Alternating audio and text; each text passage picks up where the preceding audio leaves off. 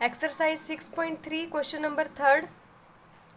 तो इस क्वेश्चन में क्या है हमारे पास, diagonal AC and BD of a trapezium ABCD with AB parallel to DC intersect each other at the point O using a similarity criterion for two triangles show that OA upon OC is equal to OB upon OD।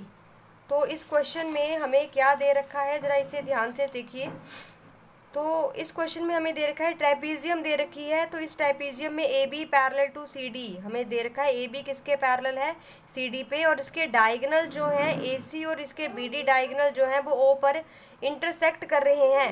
और हमें क्या show करना है, हमें show करना है O A upon O C is equal to O B upon O D. तो हमें यहाँ तक पहुँचना है, O A upon O C is equal to O B upon O D. तो हम यहाँ तक कैसे पहुँचेंगे, जरा देखिए। इसको समझने से पहले, इसको करने से पहले जरा 9th क्लास के कुछ थोड़े से रूल रेगुलेशंस फिर से समझ लेते हैं। तो 9th क्लास में हमने कुछ ऐसा किया था कि जब दो लाइंस पैरेलल होती हैं और एक ट्रांसवर्सल लाइंस हमारे पास होती है, तो इन एंगल्स को ऑल्टरनेट इंटीरियर एंगल्स बोलते हैं, और ये एंगल्स क्या होते हैं, equal. Then angle 1 is equal to 2, angle 3 is equal to angle 4।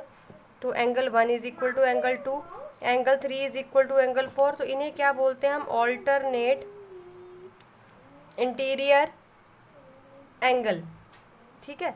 और अगर मैं इनका नाम रख दूं यहाँ पे 5 and 6, and angle 3 is equal to 5 and angle 1 is equal to 6। तो angle 3 is equal to 5, angle 1 is equal to 6। अगर मैं इसे बोलूँ एंगल 7 इज इक्वल टू 8, तो sorry angle 7 is equal to 2 and angle 4 is equal to 8। तो ये हमारे पास क्या है, वर्टिकली ऑपोजिट एंगल। ये आपको आता ही होगा, जस्ट एक थोड़ी सी रिवीजन है अगले सम करने से पहले। और एंगल 5 इज इक्वल टू 4, इनको कॉरस्पॉन्डिंग एंगल बोलते हैं। 1 is equal to 7 corresponding, 6 is equal to 2 and 3 is equal to 8। All these angles are corresponding angles. तो इस क्वेश्चन में देखिए, अब क्वेश्चन पे आइए। क्वेश्चन में कुछ इस तरह से है कि ए बी जो है वो सी डी के पैरेलल है। अगर ये दोनों लाइन पैरेलल हैं और ये ट्रांसवर्सल लाइन है, then angle 3 is equal to angle 4, alternate interior angle, ठीक है। और अगर ये DC जो है वो AB के पैरेलल है और DB ट्रांसवर्सल लाइन है, then angle 1 is equal to angle 2। ये भी क्या है, ऑल्टरनेट इंटीरियर एंगल, ठीक है।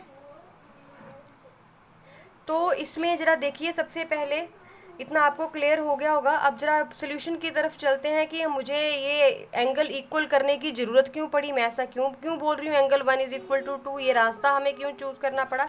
तो ये जरा शुरू से देखते हैं। तो इस क्वेश्चन में हमने पहले पहुंचना कहाँ पे है, O A upon O C is equal to O B upon O D. ये हमारी मंजिल है, यहाँ पर हमने पहुंचना है।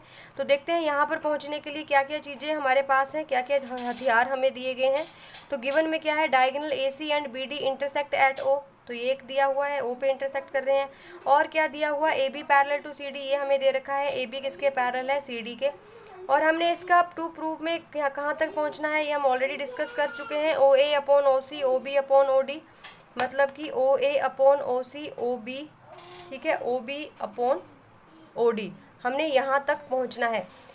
तो बच्चों देखिए कि ये इसके लिए मुझे लग रहा है कि एक, अगर मैं इस ट्रायंगल ए ओ बी और डी ओ सी को मैं सिमिलर बोल दूँ, फिर मैं इनको जो है इस रेशो में लिख सकती हूँ, ठीक है। मैं इनको कैसे लिख सकती हूँ, जब मैं बोल दूंगी कि ये ट्रायंगल और ये ट्रायंगल सिमिलर है, कौन सी, A O B and D O C.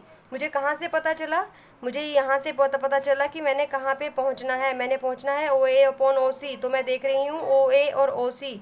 ओ ए ये ट्राइंगल ओ ए बी का पार्ट है, और ओ सी जो है ट्राइंगल ओ सी डी का पार्ट है। फिर ओ बी और ओ बी जो है वो इस ट्राइंगल का पार्ट है, और ओ डी जो है वो इस ट्राइंगल का पार्ट है। तो यहाँ से मुझे पता चल रहा है कि मैं अगर इन दोनों को सिमिलर प्रूव कर दूँ, अब कैसे सिमिलर प्रूव करूँ, इसके दो चीज़ें मैं आपको समझा चुकी हूँ कि एंगल 1 जो है, इन दोनों ट्राइंगल्स में angle 1 is equal to angle 2 alternate interior angles हैं। एंगल 3 इज इक्वल टू 4 है, ये भी ऑल्टरनेट इंटीरियर एंगल है। तो अगर किसी दो ट्राइंगल्स के दो एंगल सेम हो तो कौन सा क्राइटेरिया, भाई a similarity rule, these two triangles are similar. और अगर ये सिमिलर हैं, पर सिमिलर लिखते टाइम बहुत ध्यान रखना बच्चों, अगर ए किसके इक्वल है, सी, तो देखिए यहाँ पर फर्स्ट मैंने ए लिखा और यहाँ पर फर्स्ट मैंने लिखा सी। एंगल ओ जो है बीच में दोनों में सेम है, वर्टिकली ऑपोजिट एंगल, तो यहाँ पर भी एंगल ओ, यहाँ पर भी एंगल ओ। एंगल बी किसके इक्वल है, डी, तो यहाँ पर बी और डी।